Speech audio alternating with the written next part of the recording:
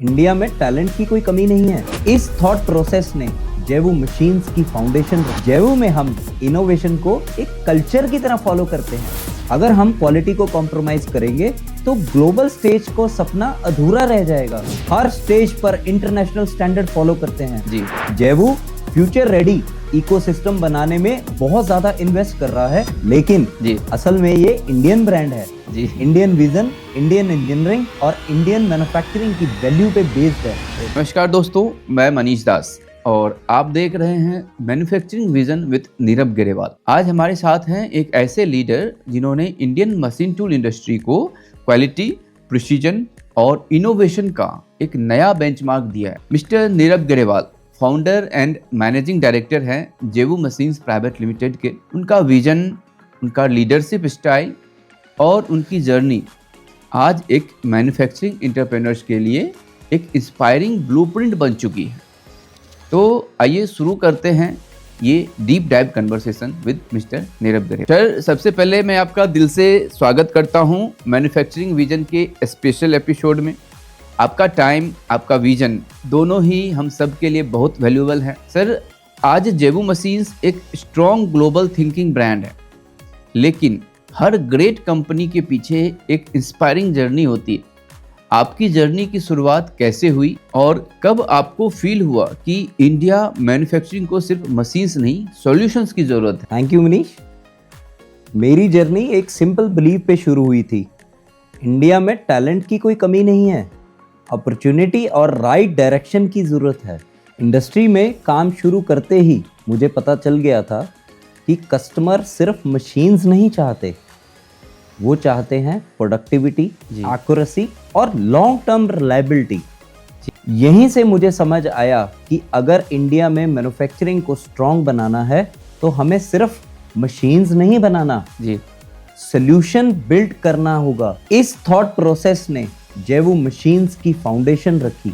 Sir, आप कहते हो इनोवेशन चॉइस नहीं, रिक्वायरमेंट है। आपके लिए इनोवेशन का क्या रियल मीनिंग है? इनोवेशन एक हैबिट है जी। अगर आप इंडिया को ग्लोबल मार्केट से कम्पिटिट करना चाहते हैं तो न्यू टेक्नोलॉजी, बेटर डिजाइन और एफिशिएंसी प्रोसेस मैंडेटरी है। जेवू में हम इनोवेशन को एक कल्चर की तरह फॉलो करते हैं। सर, आपका फोकस हमेशा वर्ल्ड क्लास क्वालिटी पर होता है।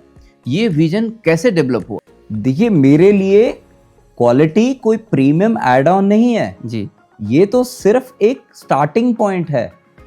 अगर हम क्वालिटी को कॉम्प्रोमाइज करेंगे तो ग्लोबल स्टेज को सपना अधूरा रह जाएगा। जेवू का टारगेट ही ये है कि इंडिया में वर्ल्ड क्लास क्वालिटी को डिफॉल्टली ही बनाया जाए। देखिए, मेक इन इंडिया का असल मतलब ही ये है कि जब इंडियन मशीन्स बने और जापान और जर्मन के स्टैंडर्ड को मैच करें। बिल्कुल। परफॉर्मेंस, एक्यूरेसी, रिलायबिलिटी सब ग्लोबल लेवल का होना चाहिए और जेवू इस डायरेक्शन में पहले दिन से काम कर रहा है। Very good. सर, आप कॉन्फिडेंटली कहते हो कि जेवू मशीन्स जापान एंड जर्मनी को चैलेंज करती है। इस कॉन्फिडेंस की फाउंडेशन क्या है? फाउंडेशन सिंपल है जी। Uncompromised quality. जी। हम डिजाइन, मशीनिंग, टेस्टिंग हर स्टेज पर इंटरनेशनल स्टैंडर्ड फॉलो करते हैं। जी। जब प्रोडक्ट वर्ल्ड क्लास बनता है तो कंपैरिजन नेचुरली ग्लोबल लीडर्स के साथ होता है। बिल्कुल सही बात है। सर, इंडिया में ऑटोमेशन, रोबोटिक्स, मशीनिंग बहुत फास्ट ग्रो हो रही है।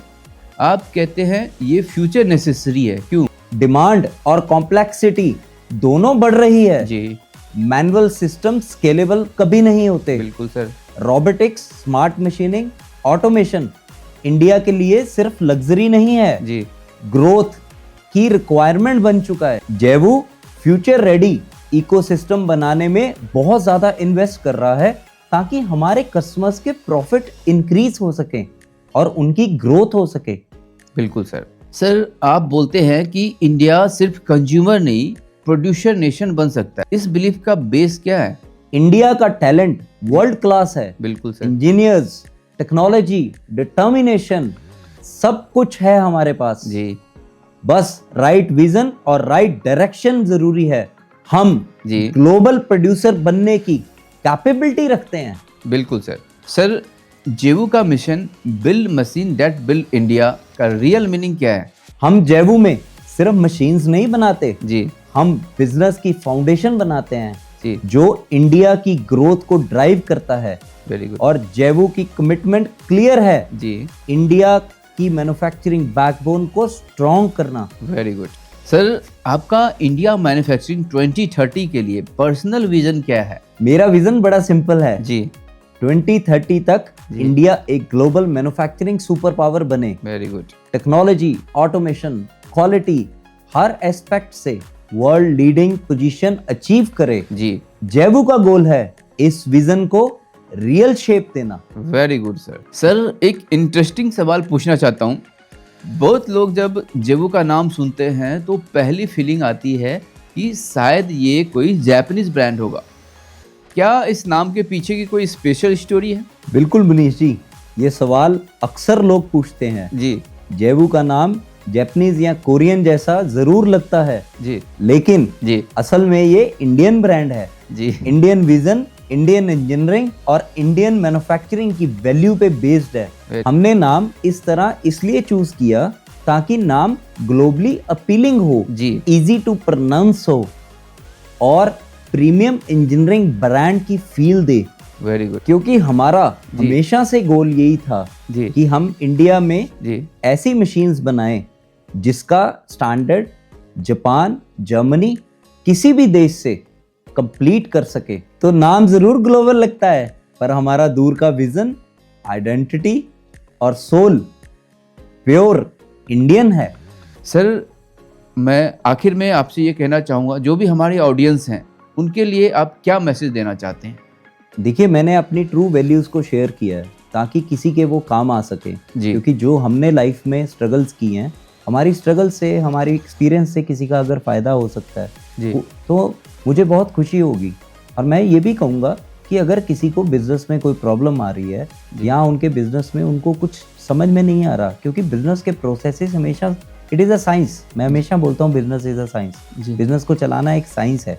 तो अगर किसी को ज़रूरत है तो वो हमें मैसेज कर सकता है, हमें कॉल कर सकता है, हमें कांटेक्ट कर सकता है। तो हो सकता है शायद मैं उनके किसी काम आ सकूं या मैं उनको हेल्प कर सकूं। Thank you very much. Thanks for it. Thank you sir, thank you very much. आपका बहुत बहुत आभार। दोस्तों, अगर आपको ये एपिसोड वैल्यूएबल लगा तो हमें कमेंट्स करके बताएं और इसको ज़्यादा से ज़्यादा शेयर करें। हमारे पेज को फॉलो और लाइक ज़रूर करें। मैं था मनीष दास और आप देख रहे थे manufacturing vision with mister Neerab Grewal. तो मिलते हैं अगले एपिसोड में। Thank you.